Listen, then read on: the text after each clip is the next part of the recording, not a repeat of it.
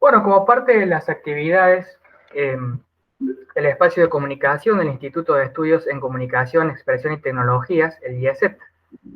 del CONICET, esta unidad de doble dependencia, por su pertenencia a la Facultad de Ciencias de la Comunicación de la Universidad Nacional de Córdoba, decía, como parte de las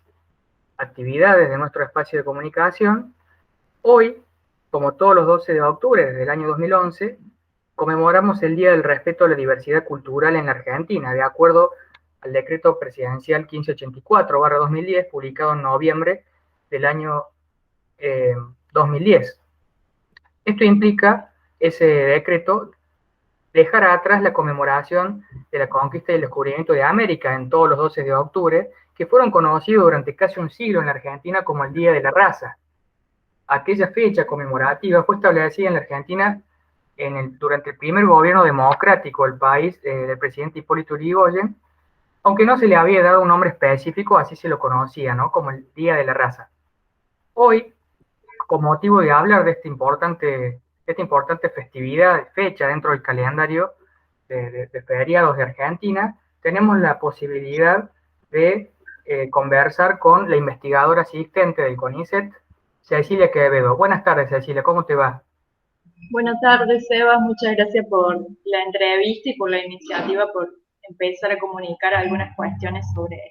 en este caso, una efeméride tan importante en el calendario nacional. Bien, Cecilia, antes que todo voy a hacer una breve reseña de tu trayectoria, de tu currículum, contándole al público que sos licenciada en Ciencia Política por la Universidad Nacional de Villa María, sos doctora en Ciencia Política por el Centro de Estudios Avanzados de la Universidad Nacional de Córdoba, formás parte de equipos de investigación en las universidades Nacional de Córdoba y de Villa María. Esos equipos son el programa de investigación CONICET, Ideología, Prácticas Sociales y Conflictos, que precisamente tiene sede en el IESET, ¿no?, en nuestro instituto,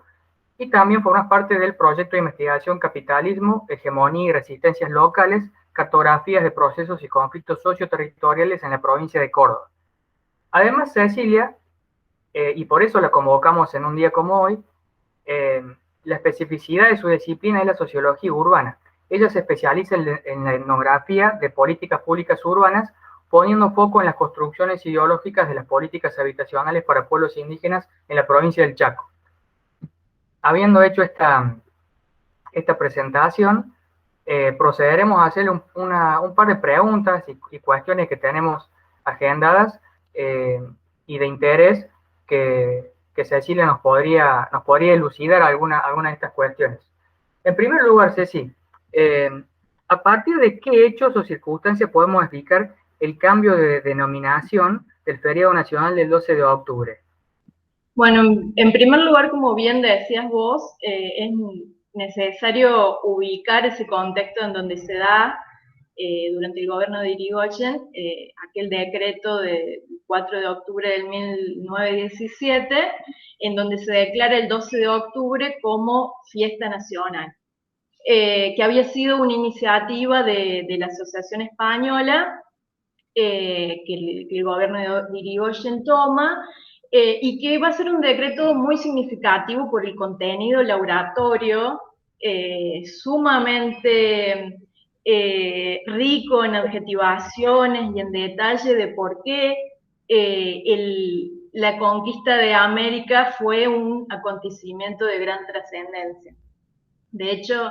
en los considerandos de ese decreto es muy interesante ver cómo, de hecho, lo va a considerar como el hecho fundamental para la humanidad, a ese proceso que se denominó descubrimiento de América. Pero así también como se reconocía en un intento de diferenciarse del legado norteamericano o el lugar que Estados Unidos estaba teniendo en ese momento histórico, como injerencia en América Latina, el decreto también va a ser como un espacio para reconocer la cultura hispánica y sobre todo esa simbolización de Cristóbal Colón en el descubrimiento de América, pero también sobre los valores de esa cultura hispana a través de la conquista, que es fundamentalmente la lengua, la fe, el lugar de la religión y la fe católica, el valor de los guerreros y demás. Ahora bien, el nuevo decreto, que como también bien dijiste, tiene lugar en el 2010, va a tener un cambio significativo muy interesante, sobre todo porque va a instituir un cambio de, como bien lo dice el decreto, un cambio de significado acorde a nuevos sentidos normativos, sobre todo el cambio de la Constitución Nacional del 2004,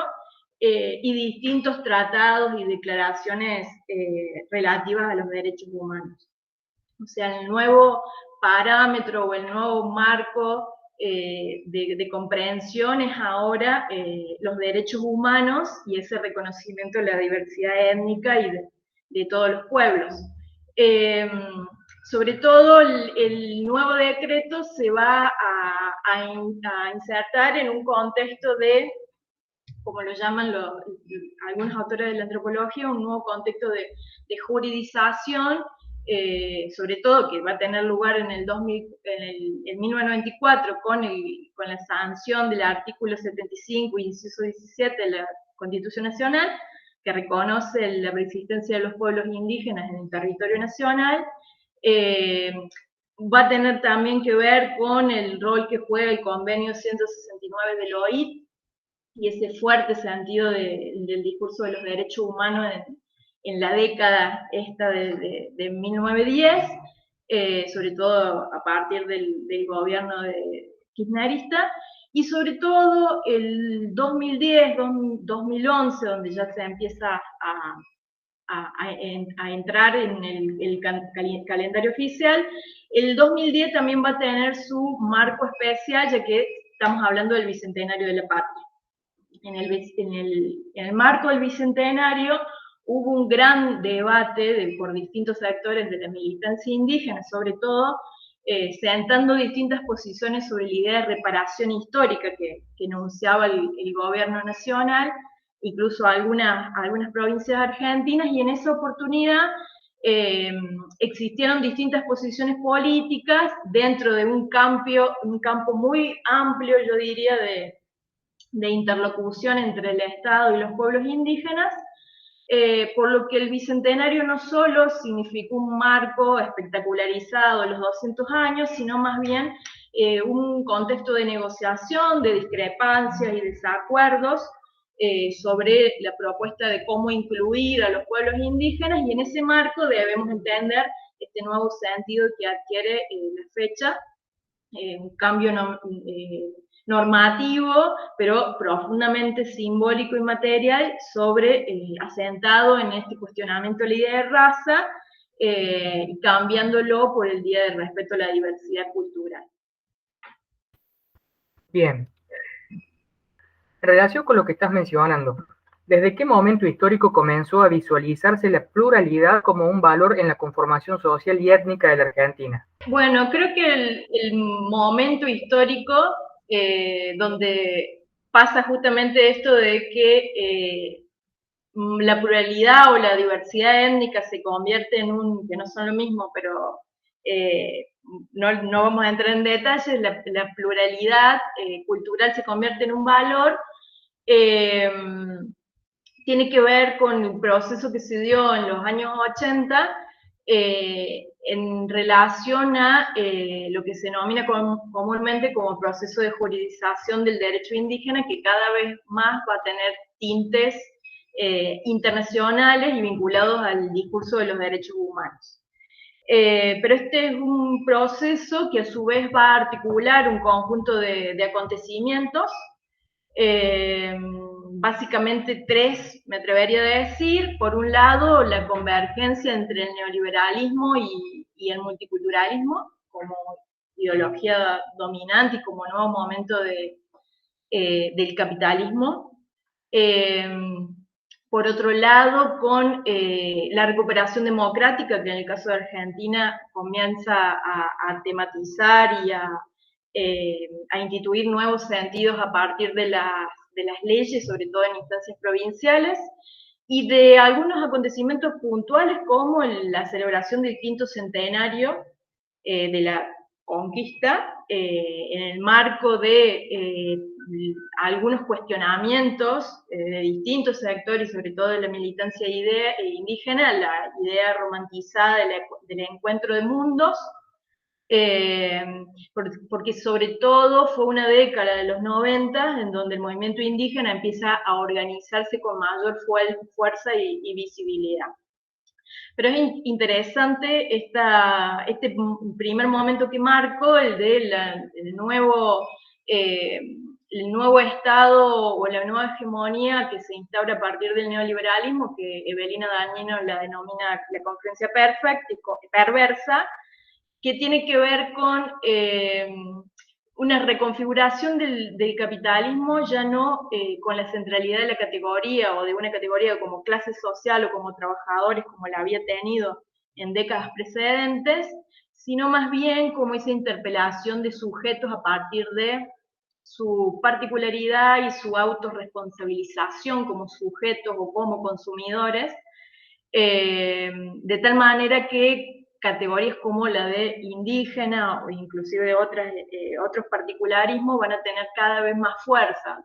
Claudia Briones dice, sí, hasta hace muy poco las poblaciones indígenas en el lastre del desarrollo latinoamericano, a partir de estos procesos de juridización, pasan a ser poblaciones vulnerables con capital social, donde la pertenencia es un recurso económico, es un recurso simbólico y es profundamente un nuevo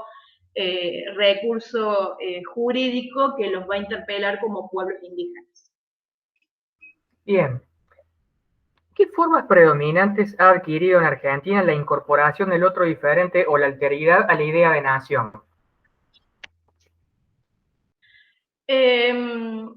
Creo que una de las cuestiones centrales cuando uno piensa las formas de incorporación que siempre son históricas y que están contextualizadas en tiempos y espacios siempre singulares, un aspecto central es comprender la idea de Estado-nación, sobre todo la idea de nación que fue gestada en nuestro país, sobre todo a partir de las ideas de la generación del 37, aquella matriz identitaria de civilización y barbarie, que también era una matriz geográfica de Buenos Aires versus el interior del país, el puerto versus el interior,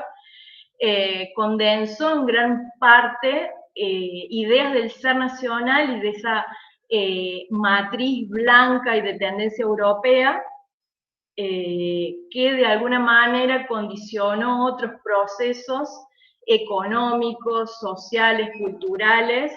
que condicionaron en gran parte el sentido y las condiciones de existencia de las minorías o de los grupos étnicos invisibilizados por algún sentido.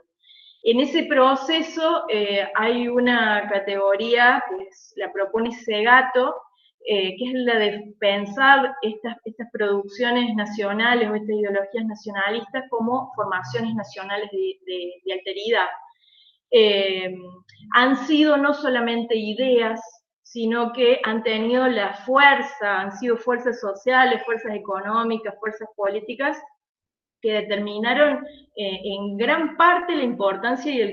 contenido de ciertas categorías sociales, ¿sí? Categorías sociales que son siempre categorías de identificación, categorías de clasificación, categorías de pertenencia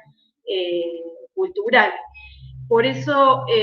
algunos de los instrumentos que han sido centrales en estos procesos, obviamente, han sido las constituciones nacionales, que instituyen o se instituyen como fuentes o producciones de subjetividad central, donde las prácticas estatales posibilitan hablar de la sociedad como un todo, ¿sí? Y a partir de ahí construir o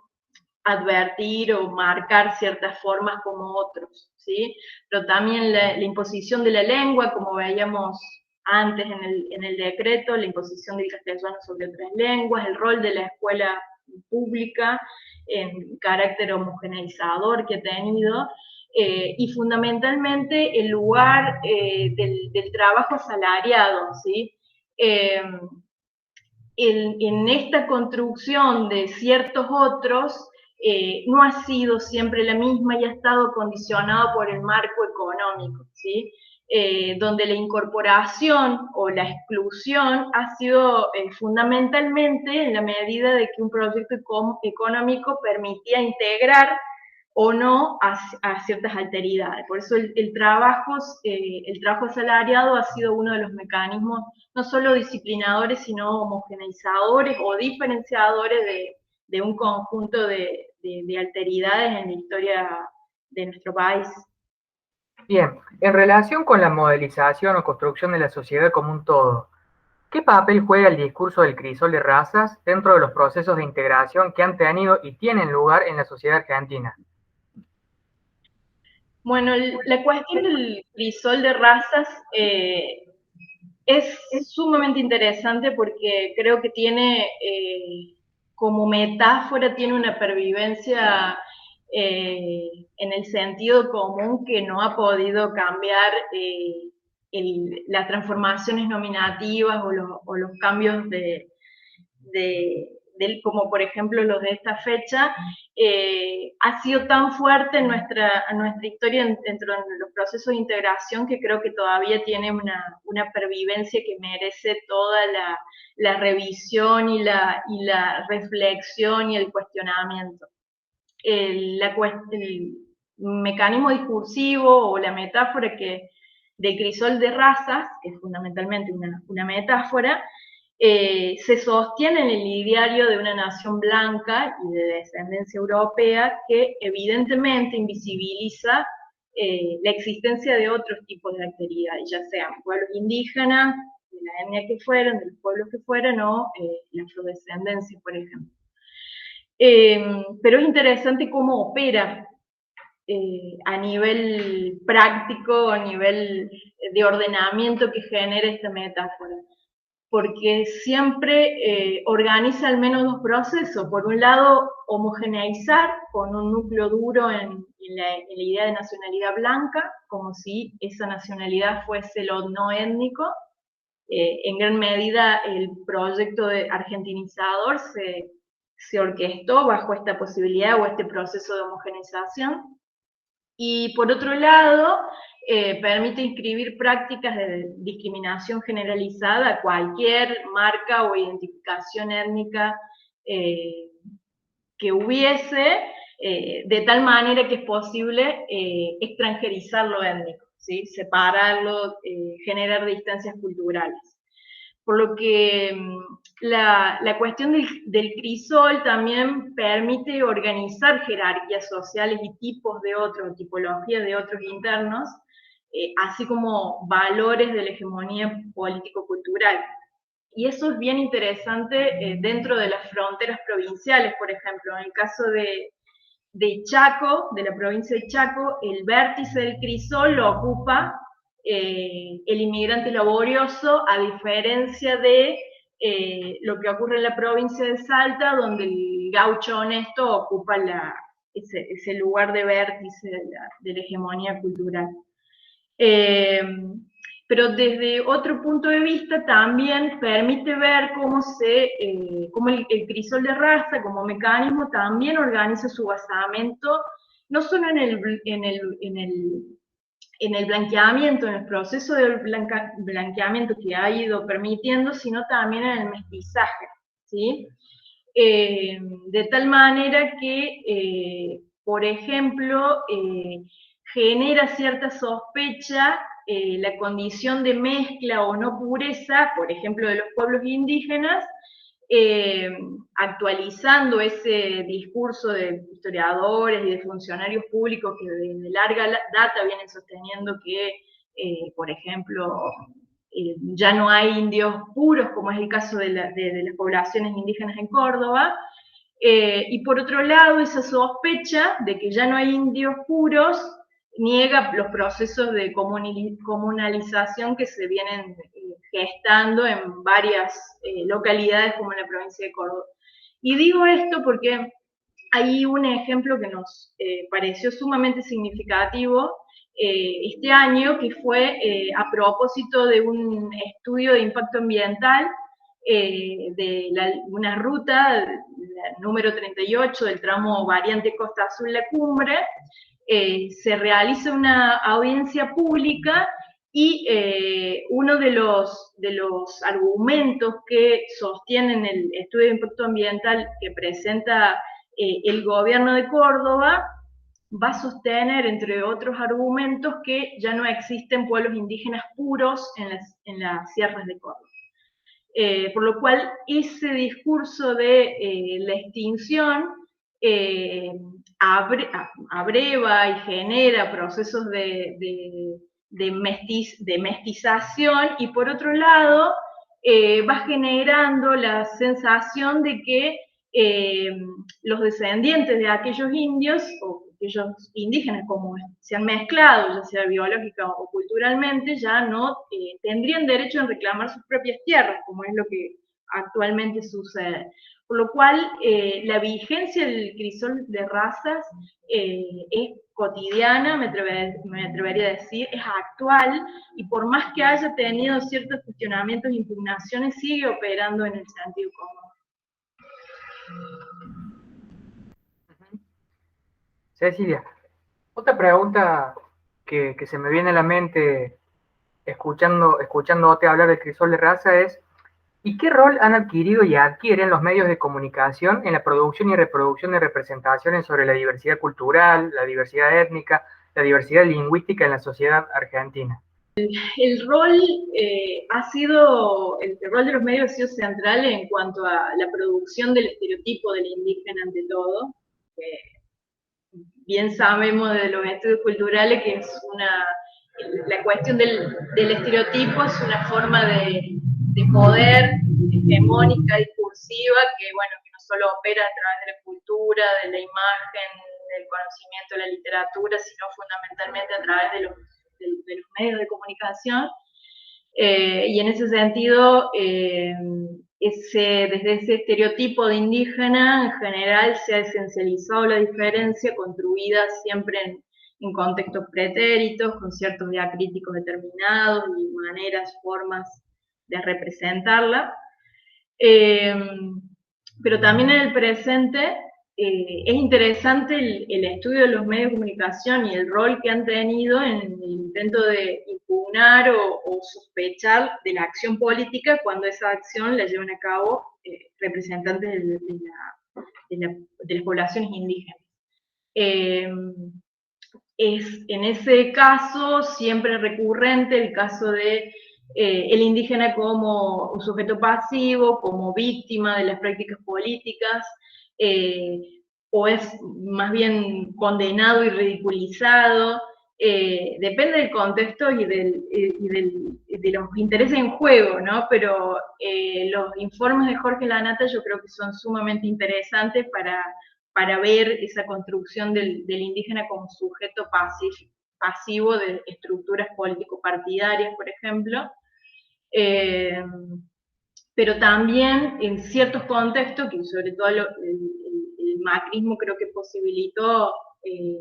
algunos elementos para su construcción, han tenido que ver con el lugar de indígena como enemigo terrorista, como el caso mapuche, en el sur de nuestro país, que en función a diferentes contextos siempre es una construcción que vuelve, y que vuelve tanto como otra figura, como es la del malón, que es sumamente recurrente en la convergencia de la política y de los medios, y que, como va a decir Gastón Gordillo, en un escrito reciente sobre la figura del malón, es muy interesante cómo esa Argentina blanca, entendida como el proyecto de crear una geografía nacional de tipo europeo siempre se va a confrontar con la figura de Malón como una alegoría de las multitudes populares o de las poblaciones indígenas que lo que hacen ante ciertas demandas es justamente amenazar ese proyecto político. Y donde la tierra es uno de los recursos, obviamente más en disputa por parte de las poblaciones indígenas. Es decir, la figura de maloneros se repite y reitera ese modo de disputa de cierta oligarquía con respecto a las poblaciones indígenas como intrusos en la tierra de sus antepasados. Me hiciste pensar, Cecilia, probablemente el nivel de conflictividad, los matices y la intensidad sea diferente, pero esa lógica no se reproduce o se aplica también con otro tipo de comunidades como los afroargentinos. Sí, evidentemente, sí. El legado y las marcas de la afrodescendencia son muy particulares, son diferentes al indígena, que en todo caso fue como un otro interno sostenido en el tiempo, un otro identificado, controlado, domesticado o construido como enemigo, pero más o menos visible. Lo que pasó con la afrodescendencia fue un borramiento eh, mucho más marcado, de tal manera que los últimos años, y diría no la década de los 90, sino la década de este siglo, la primera década, tuvo o tiene mayor fuerza el movimiento afrodescendiente, que es un movimiento totalmente nuevo, con demandas en ese sentido de identidad diferente a lo de los pueblos indígenas, pero sobre todo, bueno, en el norte del país, pienso en las provincias como Corrientes, están llevando a cabo una serie de actividades y lógicas de visibilización cada vez más marcadas. Para finalizar esta entrevista y agradeciéndote también de antemano los importantes conceptos, ideas y impresiones que nos has proporcionado, ¿cuáles son los desafíos actuales en el camino del respeto a la diversidad cultural? Bueno, una de las cuestiones, y como para concluir, creo que este tipo de cambios nominativos son importantes, porque sabemos que las palabras justamente importan, y disputar el sentido de fechas instituidas de acontecimientos, de prácticas tan enraizadas a nivel de la cultura es sumamente importante. Pero es un camino largo dentro de un proceso de comprensión de la violencia histórica, de las profundas marcas de la colonialidad, de la neocolonialidad y de las profundas desigualdades que están atravesando los grupos y minorías autoidentificados o adscriptos como poblaciones indígenas. Por lo cual el carácter celebratorio que se está cuestionando, ¿sí? No hay nada que festejar, es sumamente importante para comprender a repensar esas profundas huellas históricas del legado colonial que excede profundamente el rol del Estado y que está presente en la lógica del mercado, que está presente en la educación pública. Yo, por ejemplo, estoy haciendo inglés en la Universidad Nacional de Villa María y el WhatsApp me estalla con invitaciones para que vaya a celebrar el Día de la Diversidad Cultural como una fiesta donde no se cuestiona absolutamente nada. O sea, la diversidad es algo que se festeja y creo que eso es todavía es dominante en el sentido común, por lo cual creo que hay un largo camino en ese proceso. Pero también advierto que la diversidad cultural se desempeña cada vez más como un bien de mercado, ¿sí? La alteridad y la experiencia de la alteridad se consume, la espiritualidad indígena se consume, el turismo es una forma muy atractiva para consumirla y experienciarla en su singularidad, que nos produce un conjunto de nuevos interrogantes sobre no solo los impactos en esas subjetividades, sino de cómo cada vez más prácticas se convierten en un bien de mercado, se mercantilizan, se cosifican, se esencializan y se apropian por otros. Pero fundamentalmente creo que la fecha y la conmemoración y el cuestionamiento a esa lógica de dominación que ha tenido la efeméride, creo que invita a revisar los sentidos naturalizados de la disputa del modelo de desarrollo. Creo que en eso han sido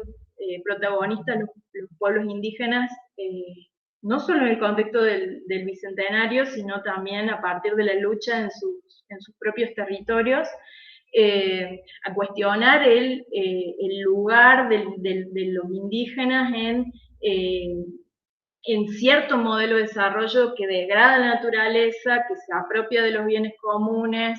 que despoja a las poblaciones